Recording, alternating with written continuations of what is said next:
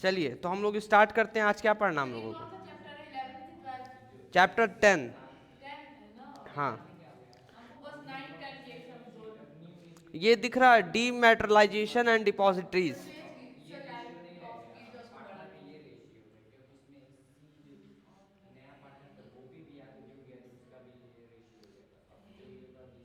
तो क्या लिखा है इसमें? Dematerialisation and depositories, all trading in securities is not done through computer terminals. समझ आ रहा है? कुछ भी ट्रेडिंग हो रहा है कहाँ पे? सारे ट्रेडिंग कहाँ पर आ चुके हैं? सर कंप्यूटर टर्मिनल के पे ही हो रहा है। सब कुछ कैसे हो रहा है? मोबाइल से, कंप्यूटर से आप खरीद सकते हैं, ठीक है, ऑनलाइन खरीद सकते हैं। Since all system are computerise, सब कुछ क्या हो चुका है? Computerised. Buying and selling of security are settle through an electronic book entry form, सब कुछ इलेक्ट्रॉनिक मीडियम से हो रहा है। This is mainly done to eliminate the problem like theft, चोरी वोरी ये सब हट जाए बीच में से, पेपर वर्क ज़्यादा ना करना पड़े, इसीलिए हम लोग फिजिकल फॉर्म को क्या कर दिए हैं? हटा दिए हैं। फिजिकल फॉर्म में बहुत लेट होता था।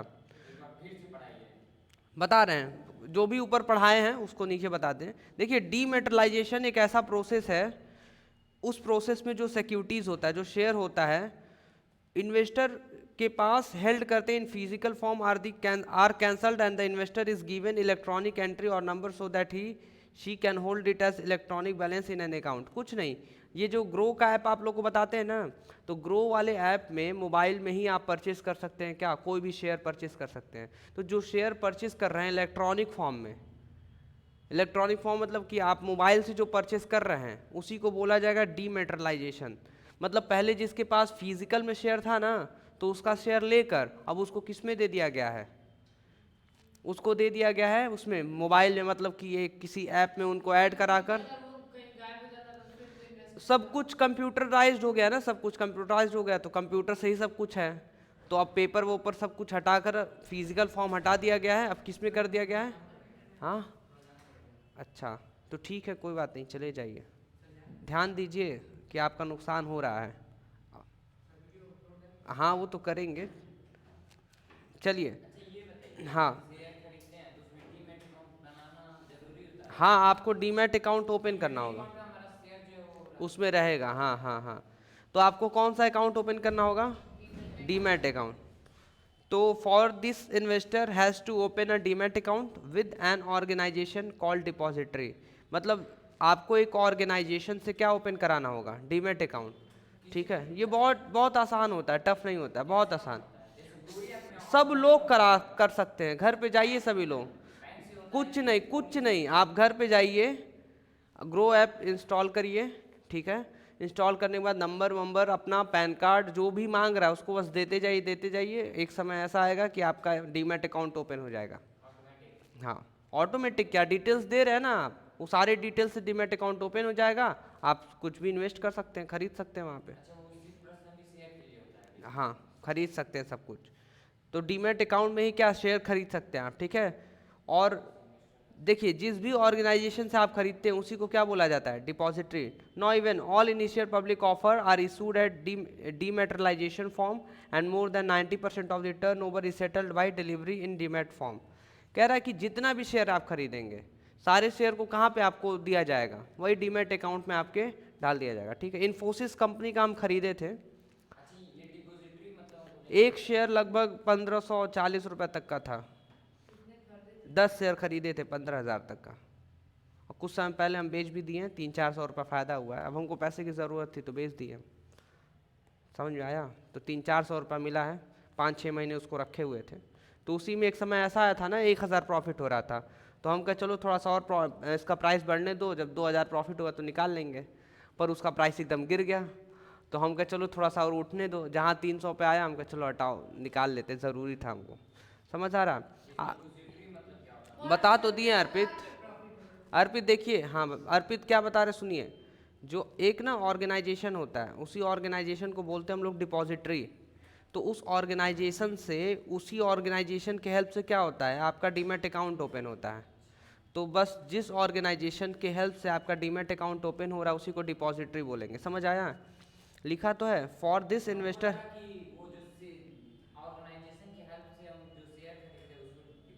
शेयर नहीं, वो जिस ऑर्गेनाइजेशन के हेल्प से डीमैट अकाउंट ओपन कराते हैं उसको डिपॉजिटरी बोलते हैं।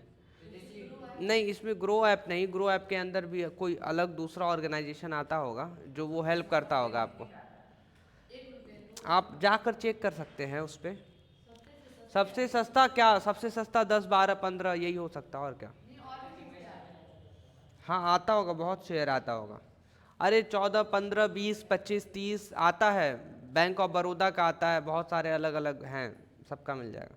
लिखा security exchange board of India SEBI has made it mandatory in to trade in demat form only for certain selected securities. कह रहा है कि आप जो सेबी है ना वो मैंडेटरी कर चुका है क्या, कि आपको मतलब डीमैट मतलब कि आपको इलेक्ट्रॉनिक मतलब मोबाइल में ही परचेस करना होगा, मोबाइल से ही, ठीक है ना। डीमेटरलाइजेशन आपको खरीदना होगा, कौन सेबी ये आपको मैंडेटरी कर रखा है कि आपको अगर खरीदना बेचना है तो किस में करेंगे आप, डीमैट होना चाहिए। क्या होना चाहिए, डीमैट अकाउंट आपके पास। समझ आया। तो आप बताइए क्या है, डीमेटलाइजेशन अच्छा है कि नहीं। तो उसके बहुत सारे बेनिफिट दिया गया है, ठीक है। कह रहा है कि पहले तो holding share in demat form is very convenient, बहुत आसान है कि नहीं है।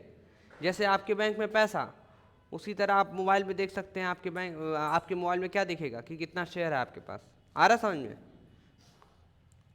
तो ये बहुत सारी चीज़ें देख लीजिएगा, reduce paper work, no danger of loss, ठीक है। बस बहुत सारी चीज़ें अपना उसको एक बार मतलब इसको सेल्फ स्टडी कर लीजिएगा। Working of demat system, demat system का क्या मतलब काम है। Before opening a demat account with depository the investor has to select DP, that is depository participant. DP is the agent of depository. DP में भी bank, broker और a financial service company. देखिए ये ब्रोकर दिख रहा है आप लोगों को, ठीक है। इसी ब्रोकर को बोलेंगे हम लोग डिपॉजिटरी पार्टिसिपेंट। क्या बोलेंगे, ये जो डिपॉजिटरी पार्टिसिपेंट होता है वो डिपॉजिटरी का एजेंट होता है। क्या होता है, डिपॉजिटरी का एजेंट। अब देखिए चीज़ें समझिए ध्यान से, ये एक ऑर्गेनाइजेशन है, इस ऑर्गेनाइजेशन को हम लोग बोल रहे हैं डिपॉजिटरी। क्या बोल रहे हैं। अब ये जो डिपॉजिटरी, इसी डिपॉजिटरी में एक पर्सन रहता है, तो इस पर्सन को क्या बोलेंगे, डिपॉजिटरी एजेंट। क्या बोलेंगे, क्या बोलेंगे, डिपॉजिटरी एजेंट। अब इसी को डिपॉजिटरी एजेंट बोलिए या डिपॉजिटरी पार्टिसिपेंट बोलिए। क्या बोलेंगे, डिपॉजिटरी पार्टिसिपेंट। तो देखिए वही लिखा हुआ है यहाँ पे, क्या लिखा हुआ है, कहाँ था, ये था DP, that is depository participant. Depository participant is the agent of depository, ठीक है। यही हेल्प करता है, आपको पहले सेलेक्ट करना होता है कि आपका डिपॉजिटरी पार्टिसिपेंट कैसे होगा, तो सेलेक्ट का वो हो जाता है, ऑटोमेटिक सेलेक्ट होता है। इतना ज़्यादा ताम झाम नहीं है, आप जब एक बार जाएंगे ना तो खुद ही समझ आ जाएगा। कह रहा है कि आपको पैन कार्ड डिटेल्स देना है, फोटोग्राफ देना है, ठीक है। The physical share certificate to be given to DP along with the request form for dematerialisation if share are applied in IPO. चलिए ये सब ज़्यादा इंपॉर्टेंट नहीं है, आपको जो समझना था ये ऊपर बता चुके हैं कि डीमेटलाइजेशन का मतलब क्या होता है। ये पता चल गया ना आप लोगों को, क्या कि जो इन्वेस्टर होते हैं वो अपने सिक्योरिटीज़ को किस फॉर्म में होल्ड किए रहते हैं, इलेक्ट्रॉनिक फॉर्म में। किस फॉर्म में, हाँ इतना कंफर्म हो गया ना, आपको समझ आ रहा है ना उतना।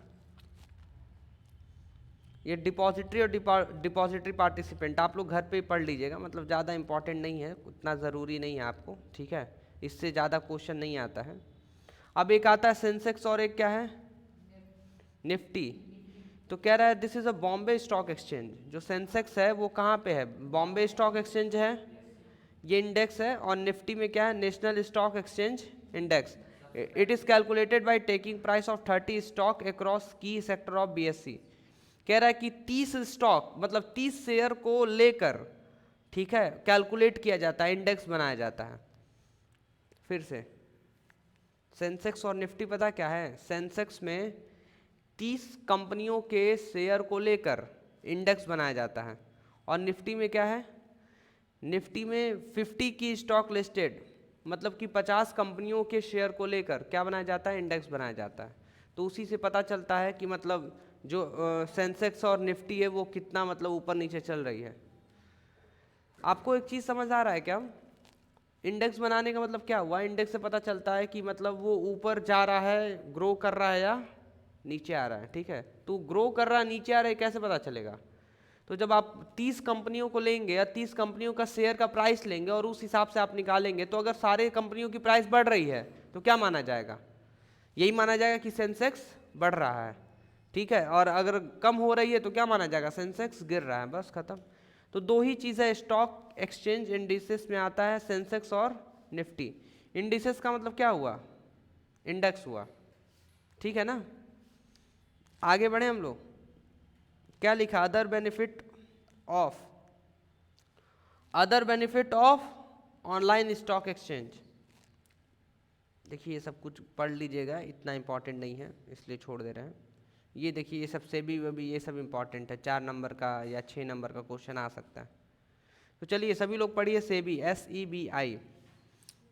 देखिए जो सेबी है उसका फुल फॉर्म क्या है? Securities and exchange board of. हाँ, ये इसको सेटअप किया गया था कब?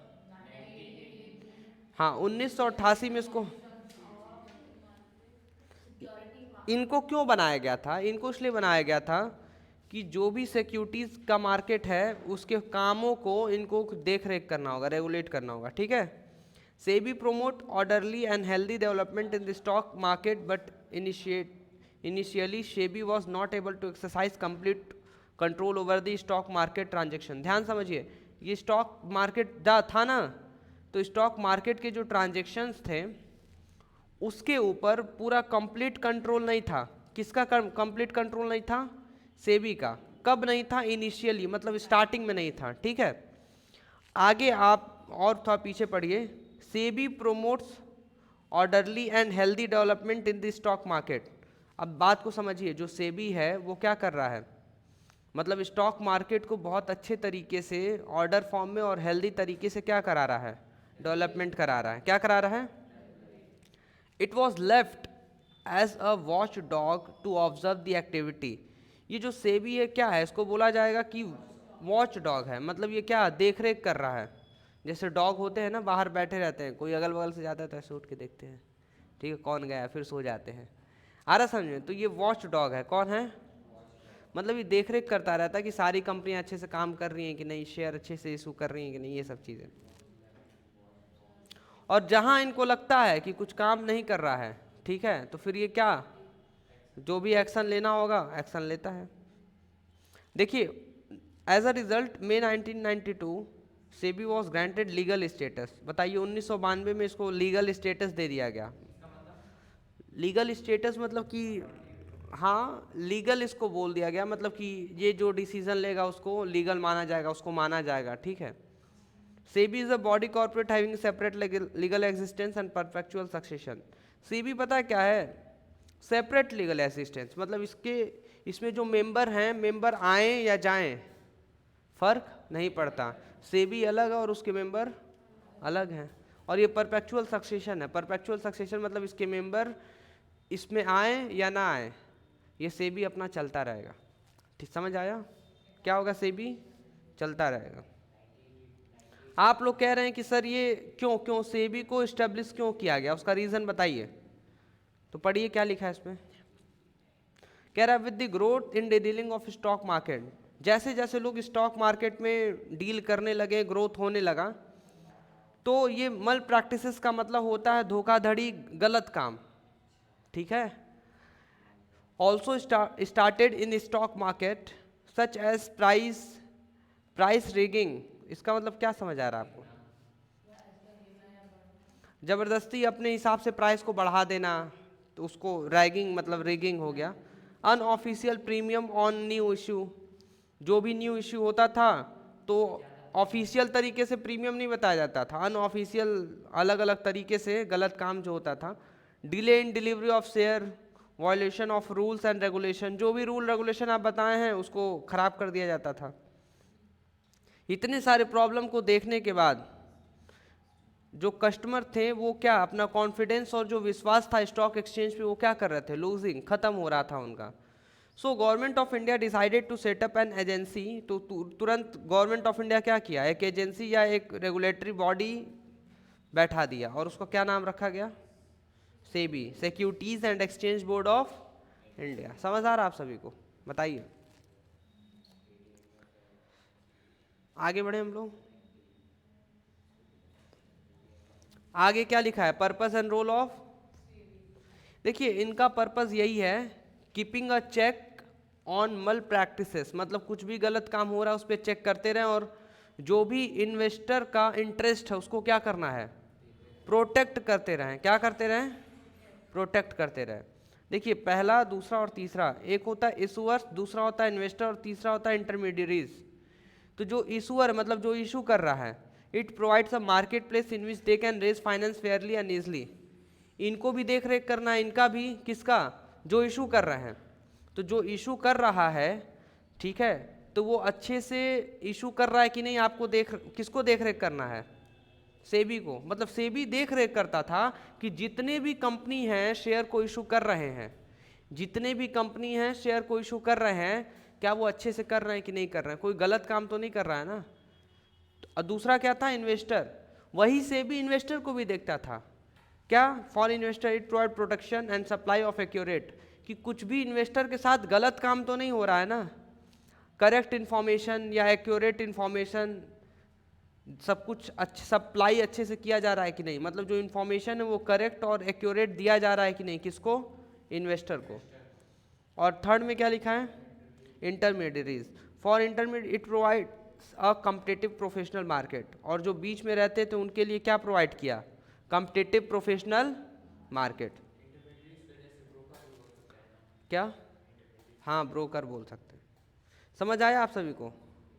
और ऑब्जेक्टिव में भी पढ़ेंगे कि ऑब्जेक्टिव ऑफ सेबी क्या था, तो to protect the interest of, हाँ, and to promote the development of stock exchange and to regulate the activity of stock market. समझ आ गया होगा आप सभी को? क्लियर है? तो सेबी से रिलेटेड आपको फिर से बोल रहा है कि घर पे जाइए, इसको सब सेल्फ 4 से लेके 6 नंबर तक का आएगा, ये सब पढ़िए घर पे, और ज़्यादा हाई फाई नहीं है। ऑब्जेक्टिव में वही लिखा है, पर्पस और रोल में भी वही लिखा था कि इसका रोल क्या है, पर्पस क्या है, सिर्फ लगभग सेम है। हाँ, देख ले रहे हैं क्या है इसमें, इतना ज़्यादा कहाँ से दे दिया, ये सब तो था ही नहीं पहले, पहले था नहीं, ये सब दे दिया। तो देखिए हम बस थोड़ा सा ऊपर ऊपर उसको बता दे रहे हैं, आप लोग अंदर पढ़ लीजिएगा, क्योंकि लगभग समझ में आ ही जाएगा, इतना आसान है, मतलब इतना टफ भी नहीं है। जैसे एग्जांपल दे दे रहे हैं, ये देखिए अनफेयर ट्रेड प्रैक्टिसेस, नहीं समझ में आ रहा है? कुछ गलत काम, हाँ, सेबी क्या करता था? प्रोहिबिट, बचाता था। किसको बचाता था? फ्रॉडलेंट और अनफेयर ट्रेड प्रैक्टिसेस, ठीक है। सेबी क्या करता था? स्टेप लेता था कि इन्वेस्टर को एजुकेट कर सके। तो ऐसे मतलब पढ़ लेंगे ना ऊपर ऊपर तो समझ आना ही आना है। सेबी क्या करता था? प्रोहिबिट, मना करता था इनसाइडर ट्रेडिंग। इनसाइडर ट्रेडिंग का मतलब अंदर ही अंदर ट्रेड कर लेते थे वो लोग, तो गलत चीज़ है ना, अंदर ही अंदर कैसे हो सकता है। तो ये कौन करता था? सेबी। तो सेबी का पहला काम क्या था? प्रोटेक्टिव फंक्शंस, पहले प्रोटेक्ट करता था। दूसरा फंक्शन क्या था? डेवलपमेंट फंक्शंस, कि उसको डेवलपमेंट कराना है। तो यही सेबी क्या करता था? परमिट देता था कि इंटरनेट पे आप ट्रेडिंग कर सकते हो, स्टॉक ब्रोकर्स के थ्रू रजिस्टर्ड होकर आप, यही सेबी परमिशन दिया। क्या? कि अंडर राइटिंग ऑप्शनल है to reduce the cost of issue. बताइए किसको पता अंडर राइटिंग का मतलब? नहीं पता? अंडर राइटिंग ऑप्शनल बता रहे हैं। जैसे मान लीजिए कि आप कोई भी शेयर इशू करने वाले हैं, और आप शेयर इशू कर दें और उसमें से सिर्फ 20% लोग खरीद रहे हैं, तो क्या उसको सक्सेस माना जाएगा कि आपका इशू? भाई कोई है ही नहीं खरीदने के लिए। तो अंडर राइटर्स को खड़ा किया जाता था। अंडर राइटर कहते थे कि आप जब शेयर इशू करेंगे और पब्लिक अगर जितना भी आपको बेचना है अगर उससे कम पड़ेगी, मतलब पब्लिक अगर कम रहेगी, तो जितना भी शेयर अधिक निकलेगा वो हम ले लेंगे। जैसे एग्जांपल, मान लीजिए हम कंपनी हैं, ठीक है, हम 100% शेयर इशू करते हैं, मान लीजिए 100 ठे इशू करते हैं, और कम से कम 40% तो बिकना ही चाहिए, ठीक है। इसका कुछ डेटा है जो बताया गया है सेबी के साइड से, मतलब आप जो भी इशू करते हो तो कम से कम 40 या 50% आपका क्या होना चाहिए? सब्सक्राइब होना चाहिए। हम 100 शेयर इशू कर रहे हैं, खाली 20 लोग खरीद रहे हैं, तो खाली 20 लोग खरीद रहे हैं तो उस पर हम सारे शेयर को कैंसिल कर देंगे। हम कहेंगे कि नहीं, हमको नहीं बेचना। क्यों? क्योंकि ज़्यादा लोग खरीद ही नहीं रहे हैं, कम से कम 40 शेयर बिकने चाहिए। तो इसी में एक लोग को खड़ा कर रखे, उसको बोलेंगे अंडर राइटर। वो क्या करेगा, देखेगा कि 20 शेयर ही बिका, 20 शेयर वो सब्सक्राइब कर लेगा, तो उसी को क्या बोलेंगे, अंडर राइटर। मतलब उसका रिस्पॉन्सिबिलिटी रहता है कि तुम सब्सक्राइब करो, नहीं तो तुम बिचवाओ, किसी को ना किसी को बेचवाओ, और तुमको बेचवा दोगे अच्छे से तो क्या दिया जाएगा, अंडर राइटिंग कमीशन, कमीशन मिलता है। और तीसरा कौन सा ये है इसका, कि मतलब आपको अच्छे से रेगुलेट करना है, सब कुछ अच्छे से देखना है, ठीक है। तो बस आप ये ऊपर ऊपर अच्छे से इसको देख लीजिएगा, हो जाएगा। और भी कुछ आगे है, ख़त्म चैप्टर। चलिए, very very congratulations to you कि 10 चैप्टर तक हम लोग पहुंच गए। 2 चैप्टर और, इसके बाद क्या पढ़ेंगे हम लोग, नहीं माइक्रो मैक्रो पढ़ेंगे कि वो इंडियन इकॉनमी। चलिए दोनों में से जो चॉइस, पहले वही पढ़ा देंगे, फिर उसके बाद वो। अभी 3 महीने में दोनों हो जाएगा, 3 महीने में दोनों हो जाएगा। मैक्रो ख़त्म कर देंगे पहले, ठीक है। तो आज के लिए क्लास को हम लोग इतना ही रखें, क्योंकि ये चैप्टर ख़त्म हो गया। कल 11 पढ़ेंगे, फिर उसके बाद 12 तो इजी एकदम छोटा सा है। हाँ वो भी इजी है।